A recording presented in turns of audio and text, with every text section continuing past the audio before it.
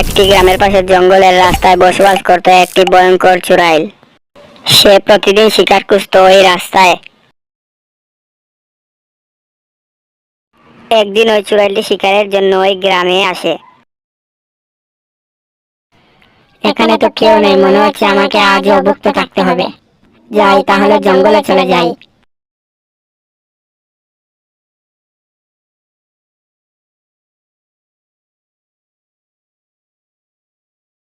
চোরাইলটি শিকার করার জন্য গ্রামে একটি ছেলেকে খুঁজে পায়। এত রাত তুই এখানে কি করছিস? আমি এই গ্রামে থাকি। কেন, তুই কে? আমি হলাম চোরাইল, এখন আমি তোকে মেরে ফেলবো। চোরাইলটি বাবলুকে মেরে ফেলে জঙ্গলে চলে যায়। আরে আরে বাবলু, তোমার কি হয়েছে? মনে হচ্ছে গ্রামের পাশে জঙ্গলে চোরাইলটাকে মেরে দিয়েছে। যাই মুরল মশাইকে জানিয়ে আসি।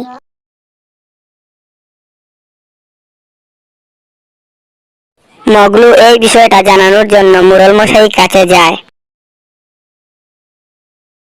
মুরল মশাই, আমাদের গ্রামের বাবলুকে ভয়ঙ্কর চোরাইলটি মেরে ফেলেছে।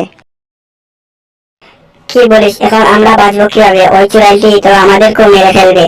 আমি একজন বড় তান্ত্রিক বাবাকে চিনি, চলুন আপনাদেরকে ওনার কাছে নিয়ে চলি।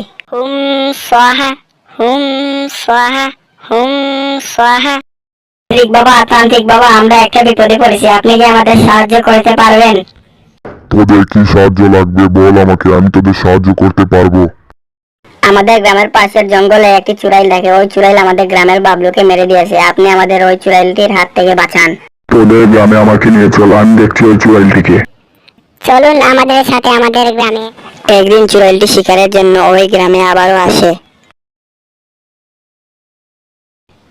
তুই কে? এত রাত এখানে তুই কি করছিস? আমি হলাম বাবার তান্ত্রিক বাবা। এতদিন তুই গ্রামের নিরীহ মানুষদের মেরেছিস, এখন তুই মৃত্যুর স্বাদ গ্রহণ কর।